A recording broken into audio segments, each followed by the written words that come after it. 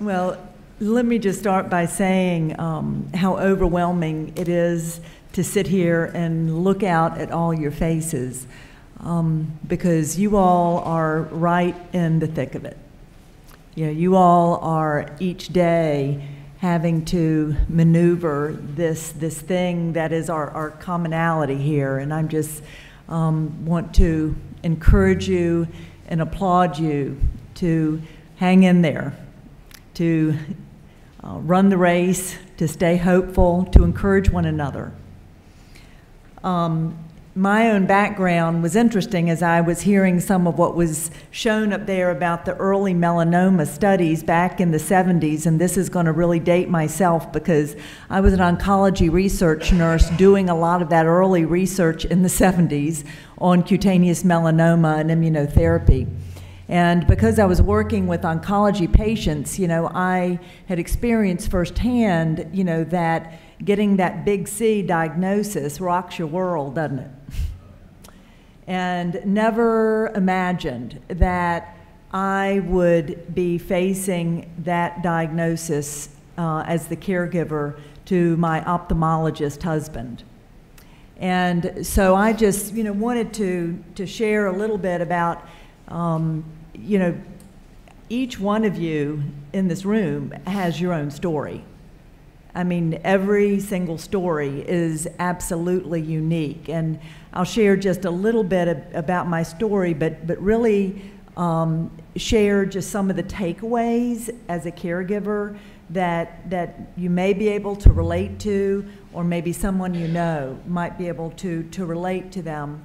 But, you know, I think one of the things I just wanted to touch on, and I'm sure this has probably been true somewhere on that journey, the range of emotions that exist by the time, you know, you get that diagnosis, and then as you're, you know, overcome by fear, and then it swings into anger, and then it can go into guilt, and, you know, it just can go all over the place.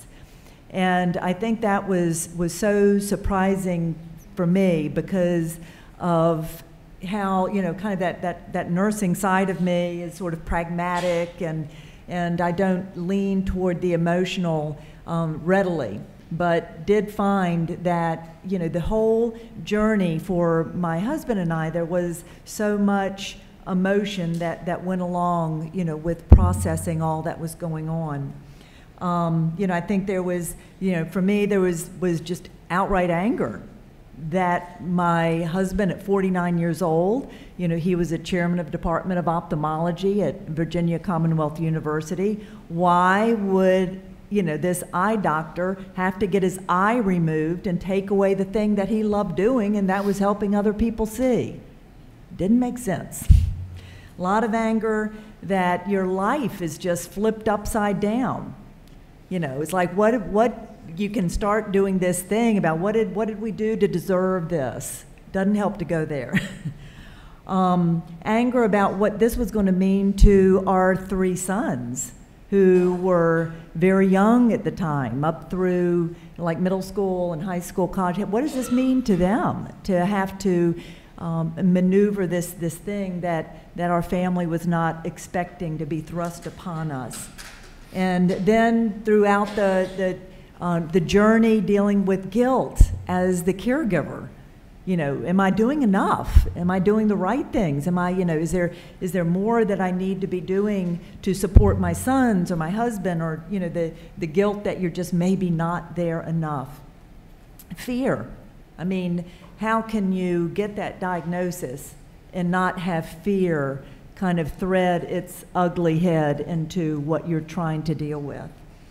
And so anyway, there was just so many places, you know, that our kind of emotions swung, you know, through the journey with his diagnosis. But being the medical researcher that he was, that became his way of coping, was to begin doing everything he could to learn about this kind of cancer that I have to admit, even being an oncology nurse, I'd never heard of it. So when he told me that he had had a faculty member refract him that Saturday, and he told me that night he'd already had the ultrasound, already knew he had the tumor. That was Saturday. Monday morning we were at Will's. Thursday the enucleation happened. Thursday we were back home. You know, that is what many of you all have experienced too, this whirlwind of how do you process, how do you make decisions about something you know nothing about. You know, you want so much to make sure that you're making the right decision, and it's hard when you don't even have all the information, right? But we went through that process and tried to, I think in the year 2000, which was when he was diagnosed, there was such an enormous vacuum of information that was available at that time.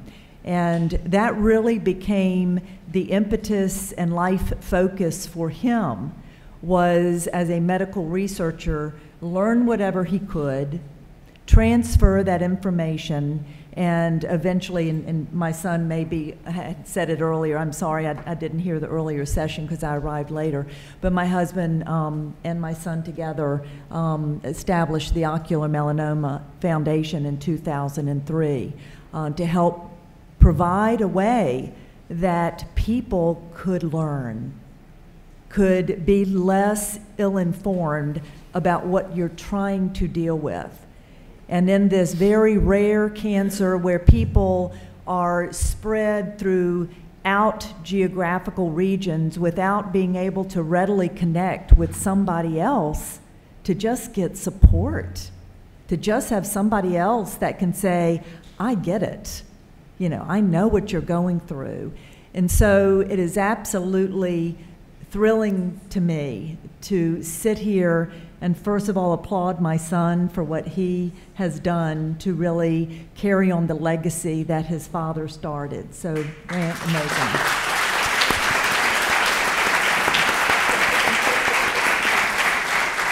But it also thrills me, and this is putting my oncology nursing hat back on when I used to have patient support groups.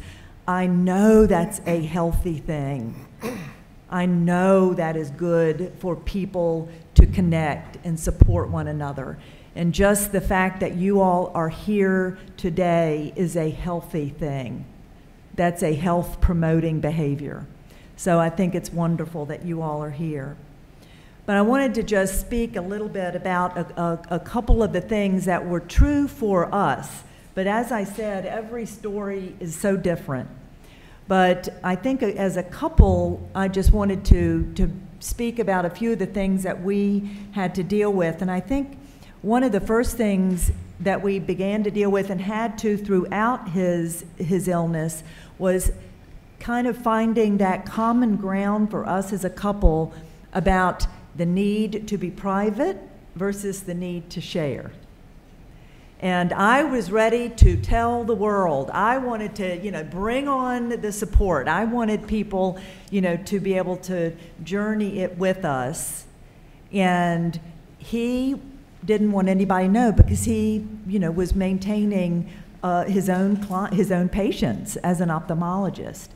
And he's much more of a private person, and he didn't want people to know. So that was something as a couple that we just had to talk about a lot. And I had to ask permission about, what groups he was comfortable with my sharing it with. And I had to make sure that I had a nucleus of girlfriends. And I had permission to tell them every detail and they assured me that it would remain confidential. So that was one of the things, that we had to work through and negotiate.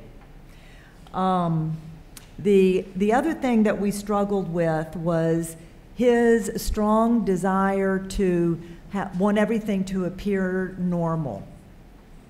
He wanted things to, and for our sons, there was always the, wanting things to look normal because he didn't want to burden them with the challenge of what we were dealing with the threat of metastasis. I mean, he just wanted to protect his sons, and I think he also wanted to protect, he didn't want people to be looking at him like the sick guy.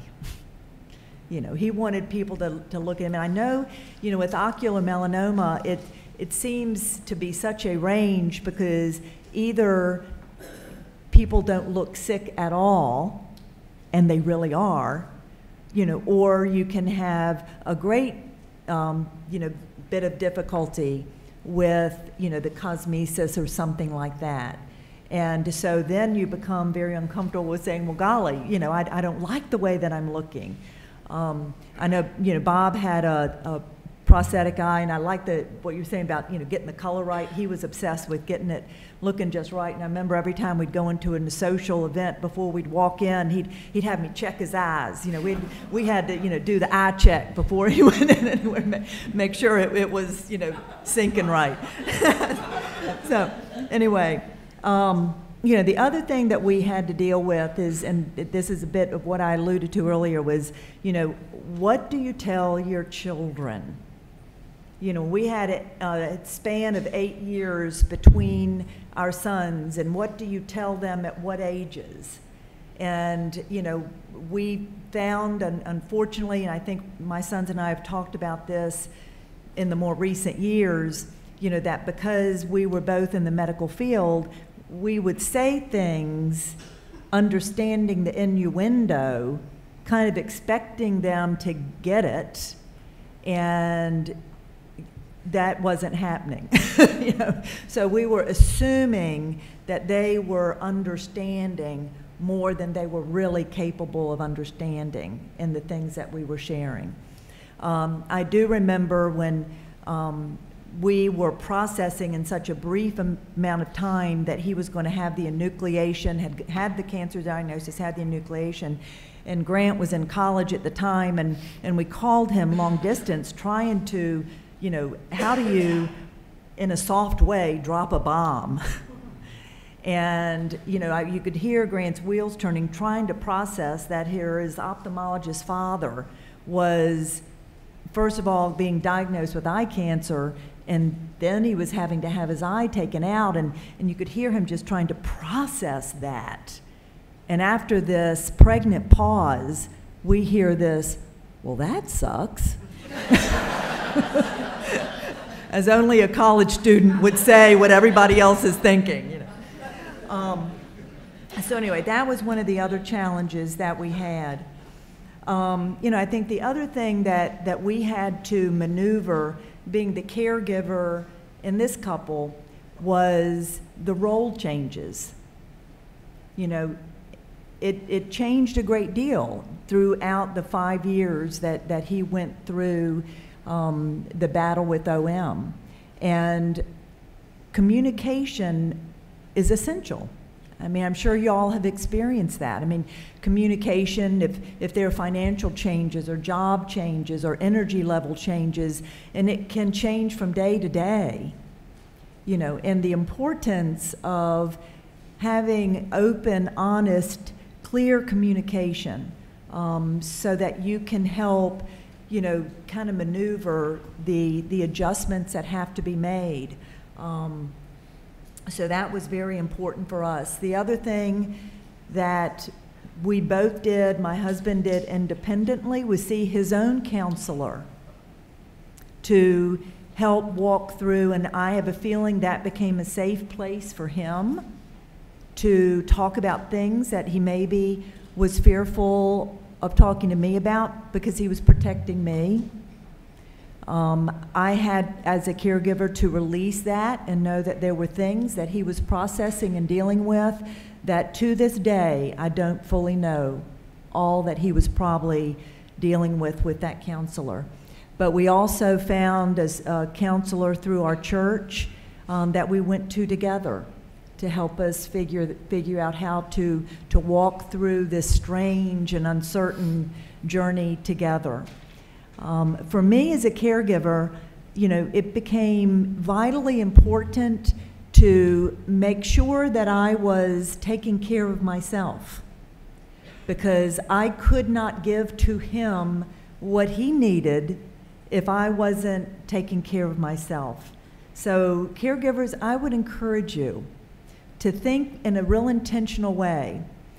I know I had to drop a lot of things. I had to come to that point of prioritizing what I would do with my time and dropping things that really in the big picture weren't as important. And so I began saying, well, you know, what are the top 3 things that I need to make sure I can be healthy emotionally and physically and spiritually for my husband? And so those were the things that became my filter for how I chose to use my time so that I could best support him and be available to him and create white space in my day. Because isn't it true, you don't know sometimes, I mean, appointments get thrown in, one day somebody's feeling good, the next day they may not be feeling good, and unless you have some white space in your calendar, you don't have time to be flexible to those unforeseen things that pop up that helped me keep from getting resentful that I was not able to do something I wanted to do, that I could be available to him. So that was important for me. You know, I think one of the things that we had to negotiate when, you know, there are lots of appointments going on, or you're having to go to radiation regularly, or you're having to do all this travel. And, you know, we were juggling, you know, kids at home and sporting events and all those other things, and trying to keep life going on. And we negotiated that there were some appointments I would not go to, and instead he would get one of his guy friends to go with him and, you know, hang out with him and give him the transportation and things like that. But those were things that we had to talk through and, you know, negotiate so that there weren't feelings being hurt or things like that. So I can't say enough about making sure that you take advantage of support systems. You know, take advantage of opportunities to let people know the challenge of what you're going through. I think you'll be amazed at the way in which people can come alongside and help and support in ways that you never maybe imagined. I'll close with just saying that I think for us, the critical thing that we learned as a couple was the amazing power of love. The amazing power of love that can grow in the midst of a trial. The way that love can grow in the midst of a journey like this. And so for us, in that odd kind of mystery way, you know, our lives were enriched through the love that grew because we were willing to link arms and journey through OM together. And, you know, I think as was already said earlier, all of a sudden, you know, the timeline kind of gets changed up a little bit. You know, and all these things that we had said, well, someday we'll do this or someday we'll do that. Well, we took that trip to Paris. You know, we did the things that we had been talking about maybe we'll do someday. And I think that's a rich takeaway for all of us. For all of us. So thank you.